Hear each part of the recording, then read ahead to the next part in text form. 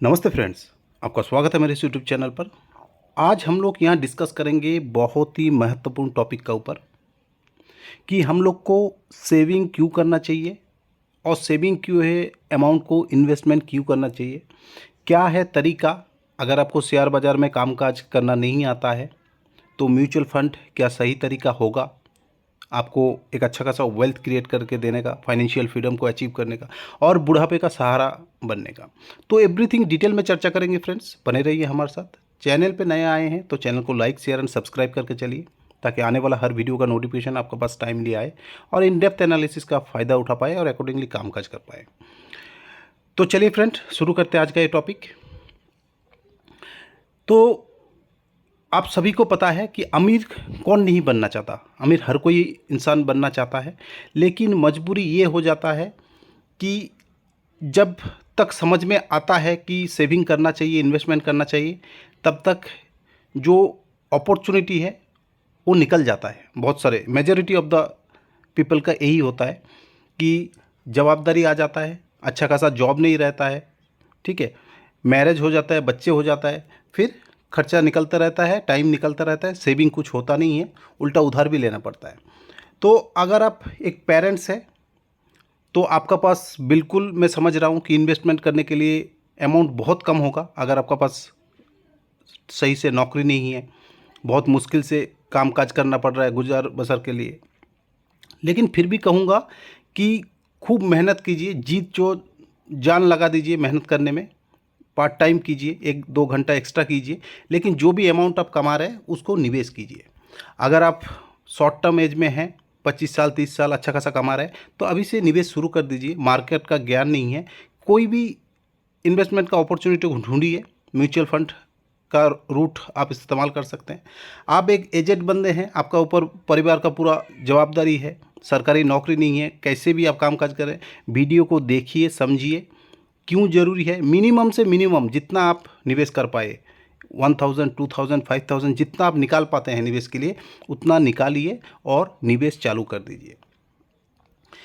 पिता एक मजबूर होता है, पिता का पास बहुत सारा जवाबदारी होता है, बच्चों को लालन पालन करना, बड़े करना, ठीक है, लेकिन फिर भी मैं कहूँगा थोड़ा बहुत 1% अपने लिए भी सोचिए कि आज आपको इतना दिक्कत हो रहा है, आगे जाके जब और भी ज़्यादा प्रॉब्लम होगा तो कैसे आप कर पाएंगे। आज तो आप काम भी कर पा रहे हैं, लेकिन अगले 5 साल में 10 साल में अगर काम नहीं कर पाएंगे तो क्या करेंगे।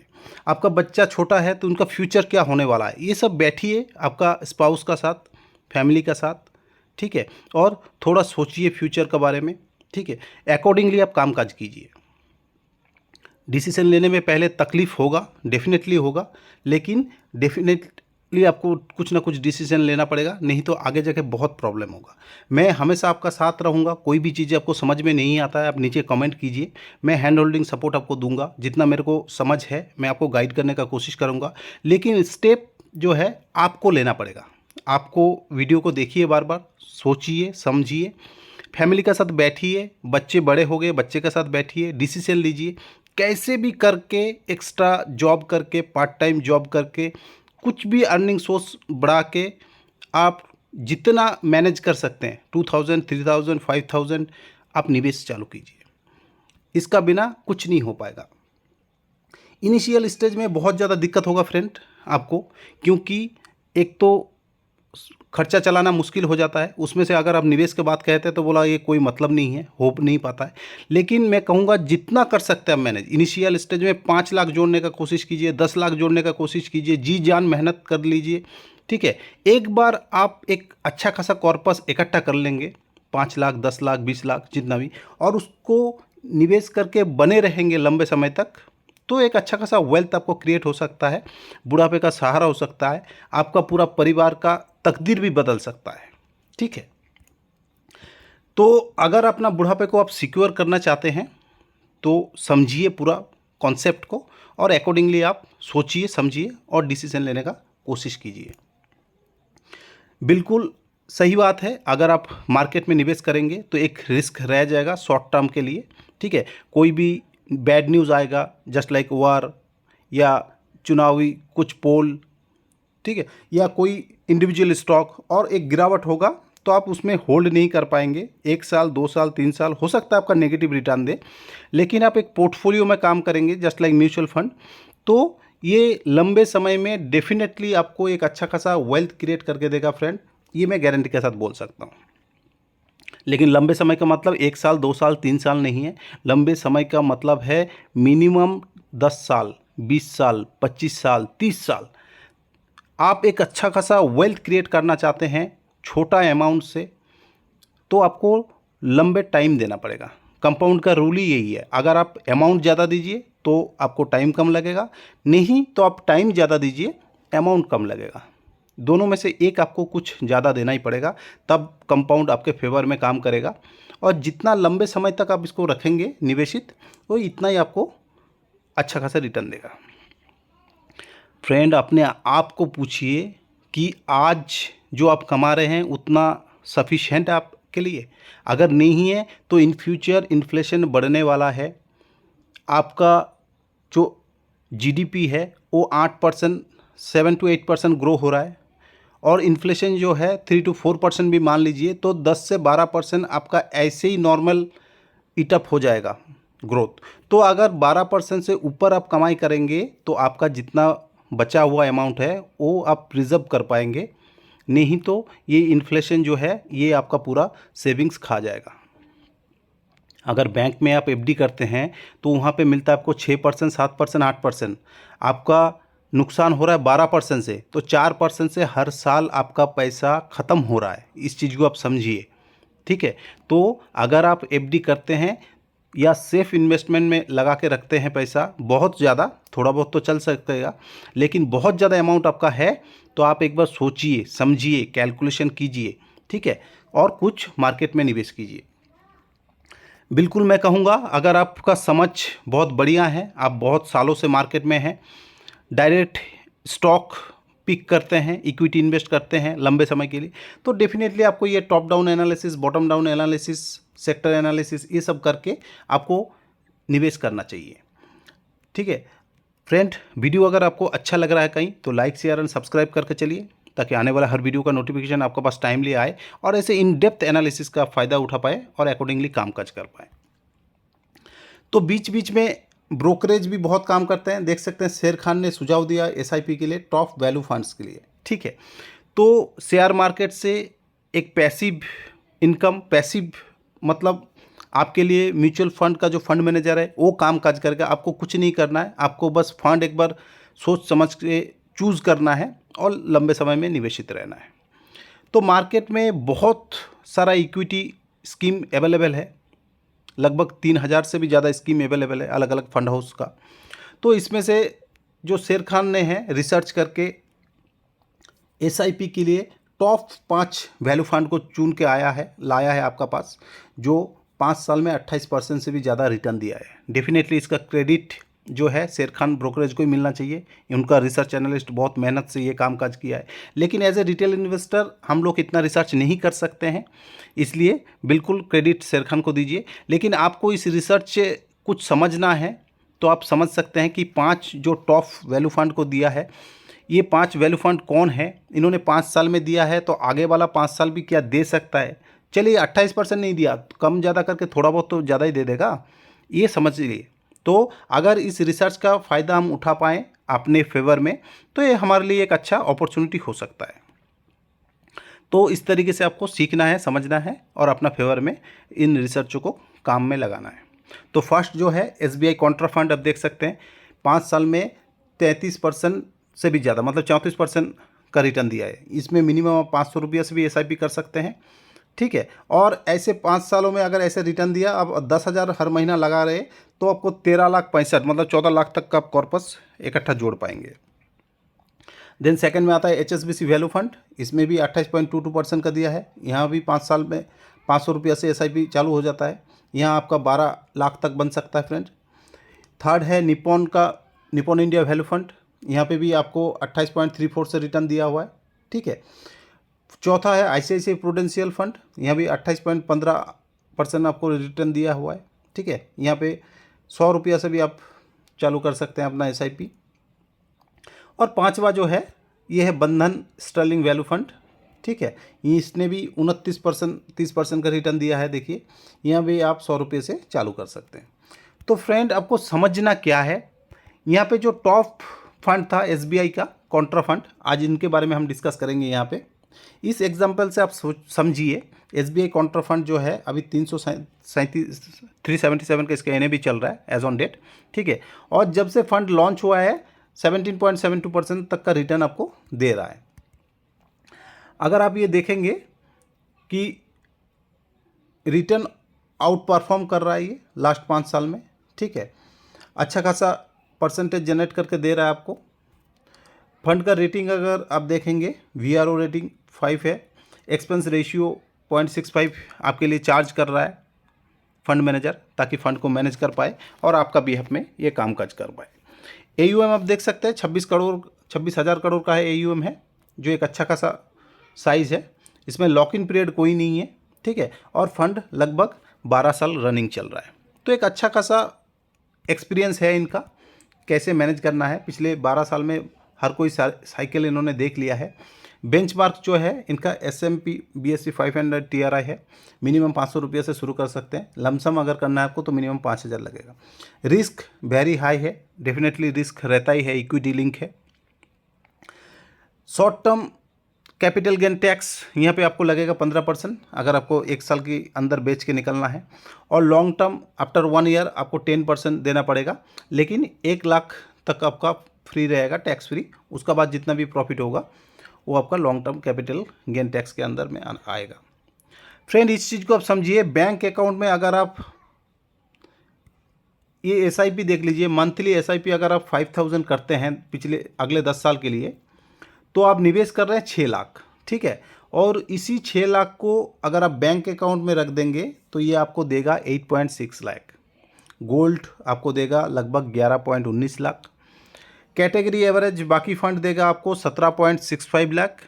और ये फंड SBI का काउंटर फंड अगर आप चूज़ करेंगे ये देगा आपको 19.02 लाख। तो 6 लाख निवेश करके लगभग 19 लाख ये आपको मिलेगा 10 साल में। तो एक अच्छा खासा रिटर्न हो जाता है फ्रेंड्स, ठीक है। देन अगर आप मान लीजिए कि 10,000 का लमसम SIP कर देते हैं 10 साल के लिए, ठीक है, तो 10,000 का SIP आपका पास है, तो इस केस में आप 12 लाख निवेश करते हैं और वो 12 लाख 10 साल में बन जाता है 17.2 लाख। गोल्ड आपका बन जाता है 22.37 लाख। कैटेगरी 35 लाख तक दे रहा है, और ये फंड आपको अल्फा जनरेट करके दे रहा है 38 लाख तक। तो आप दोनों का कंपैरिजन कीजिए कि ये फंड आपको कितना दे रहा है और आपको बैंक अकाउंट मतलब FD कितना दे रहा है। डेफिनेटली FD से बहुत ज़्यादा 3 गुना तक का रिटर्न ज़्यादा आप मान के चल सकते हैं। इसी केस में अगर आपका पास लमसम पैसा है 5 लाख तक, तो 5 लाख आप लगा देते हैं 10 साल के लिए, तो वही 5 लाख 10 साल में बैंक में 10 लाख का आसपास दे रहा है आपको, ठीक है। गोल्ड आपको 10.53 दे रहा है, लेकिन इसी कैटेगरी एवरेज का फंड आपको 30 लाख तक दे रहा है, और इस केस में ये फंड आपको 29 लाख तक दे रहा है। थोड़ा सा वॉलेटिलिटी रहता है, तो 5 साल 10 साल में लमसम में थोड़ा डिफरेंस हो जाता है। लेकिन फिर भी आप देखिए कि इक्विटी म्यूचुअल फंड कोई भी है आपको 30 लाख तक दे रहा है, लेकिन वहीं पे आपका ये फंड दे रहा है 10 लाख तक, मतलब 3 गुना तक रिटर्न। तो आप कहेंगे ये रिस्की है, तो रिस्क तो थोड़ा रहेगा ही फ्रेंड। लंबे समय में या कम समय में अच्छा खासा वेल्थ अगर क्रिएट करना है, इक्विटी से ज़्यादा अच्छा बढ़िया चीज़ कोई है ही नहीं, है ना। इस फंड का परफॉर्मेंस आप देखिए, फंड और कैटेगरी से हमेशा आउट परफॉर्म करके दिया है आपको, जो कि एक पॉजिटिव बात है ना, एज ए इन्वेस्टर। अगर आप अल्फ़ा देखेंगे तो कैटेगरी से अल्फ़ा अच्छा खासा अपना बेंचमार्क से जनरेट करके दिया है। शार्प रेशियो अपना बहुत कम है, ठीक है। बीटा इसका कम है, जो कि अच्छी बात है। स्टैंडर्ड डेविएशन भी मोर स्टेबल है अपना बेंचमार्क से कंपैरिजन से। बाकी आप पढ़ सकते हैं, इसमें SBI काउंटर फंड का रिगार्डिंग एवरीथिंग डिटेल में दिया है यहाँ पे, कि इसका ग्रोथ कितना है, AUM कितना है, किस तरीके से इन्वेस्टमेंट करते हैं, कहाँ कहाँ लगाता है, कौन सा सेक्टर में निवेश करके चलते हैं, कितना होल्डिंग रहता है, एवरीथिंग। हम लोग का विषय ये है फ्रेंड अभी कि एज ए रिटेल इन्वेस्टर अगर आप अपना काम में फोकस करते हैं, आपका पास ज़्यादा टाइम नहीं है, ठीक है, आप रिसर्च नहीं कर सकते, वीकेंड में टाइम नहीं दे सकते, आप मत कीजिए कुछ। आप एक बार कोई एक फंड को चूज़ कर लीजिए और जो आप काम लगाते हैं रिसर्च में वीकली, उस काम को आप कर लीजिए और एक्स्ट्रा 2 घंटे 4 घंटे वीकेंड में काम कर लीजिए। और मिनिमम अगर 3,500 रुपया भी आप एक्स्ट्रा जोड़ पाते हैं और उसको आप निवेश कर देते हैं म्यूचुअल फंड में, 20% रिटर्न में मान के चलता हूँ। लॉन्ग टर्म में आपको कोई भी म्यूचुअल फंड उठा के दे देगा फ्रेंड। ये फंड भी हो, चाहे आप कोई मिड कैप, कोई mid and small cap, multi cap, ठीक है, बहुत टाइप का फंड है, ये सब भी आपको लगभग दे ही देगा। तो 20 साल में अगर आपको करोड़ों कमाना है तो 20% रिटर्न और 3,500 रुपया आप मंथली SIP कर रहे हैं, तो आप टोटल निवेश कर रहे हैं फ्रेंड 8,40,000 तक। इस केस में आपको जो रिटर्न बन के आ रहा है 1.2 लाख और टोटल वैल्यू हो जाएगा आपका 1,10,00,000। तो 3,500 रुपया से आप 1 करोड़ का जर्नी तय कर पाएंगे। मेन मुद्दा यही है कि 1 करोड़ का जर्नी कहाँ से तय करें। तो आप अगर ठान लेंगे कि मेरे को जर्नी ये तय करना है, तभी आप कर पाएंगे, नहीं तो अमाउंट आपको बहुत बड़ा दिखेगा, आप सोच भी नहीं पाएंगे, तो अचीवेबल भी नहीं होगा। आप सोचेंगे तो ये भी अचीवेबल है। अगर 5,000 इस केस में आप निवेश कर पाते हैं, आपका पास अच्छा खासा अमाउंट है, आप निकाल पाते हैं, जोड़ पाते हैं, वही मैं 20% CAGR मान के चल रहा हूँ फ्रेंड्स, और 20 साल। इस केस में आप देखिए कि टोटल 12 लाख आप निवेश कर रहे हैं, तो रिटर्न आपका 1.5 करोड़ तक बन के आ जा रहा है, ठीक है। देन और एग्जाम्पल एक देख सकते हैं कि आप 10,000 निवेश कर सकते हैं महीना, ठीक है, अपना खर्चा निकाल के, तो 20% रिटर्न मान के चलते हैं और 20 साल के लिए टाइम फ्रेम मान के चलते हैं। तो इस केस में आप निवेश कर रहे हैं 24 लाख और आपका जो रिटर्न आ जा रहा है फ्रेंड, ये हो जा रहा है 3,16,00,000 तक। तो मतलब 3 करोड़ तक भी ये अचीवेबल है। देन आप कहेंगे कि 500 का 5,000 का SIP हम कर लेंगे, ठीक है, और 20% रिटर्न, और मेरा पास टाइम बहुत है, ठीक है, कि मैं अभी न्यू इन्वेस्टर हूँ मार्केट में, मैं अभी नया नया जॉब में लगा हूँ, मेरा पास कोई ज़्यादा जमींदारी नहीं है फैमिली बच्चे का, तो मैं 30 साल तक इसको होल्ड करूँगा। इस केस में रिटर्न कितना बन जाएगा? तो इस केस में फ्रेंड आप लगा रहे हैं ओनली 18 लाख और आपका ये जो रिटर्न बन के आ रहा है, ये बन के आ रहा है 11,50,00,000, मतलब 11,68,00,000 तक का फंड आप जुटा पाएंगे। तो ये देखिए कंपाउंडिंग का फ़ायदा, जहां आप 20 साल में निवेश कर रहे थे वहां बन रहा था आपका 1.5 करोड़, ठीक है, वहीं आपका बन के आ गया 10 साल में एक्स्ट्रा दिया तो 11 करोड़। देन आप कहेंगे कि सर मेरा पास लमसम पैसा पड़ा हुआ है 10 लाख, तो क्या मैं कर सकता हूं कुछ? जी बिल्कुल कर सकते हैं। अगर आपको 20% भी रिटर्न आता है कोई भी फंड से और 10 साल तक भी आप निवेश करते हैं, तो भी आप 50 लाख 61 लाख तक का कॉर्पस इकट्ठा कर सकते हैं उसी 10 लाख से, ठीक है। जहां बैंक में आपको डबल का आसपास मिलता है, यहाँ पे आप 6 गुना तक रिटर्न जनरेट कर लेते हैं, ठीक है। आप कहेंगे जी सर नहीं, मैं लंबे समय बच्चों के लिए रखना है, जोड़ना है एडुकेशन के लिए या अपना बुढ़ापा के सहारा के लिए, तो क्या करें?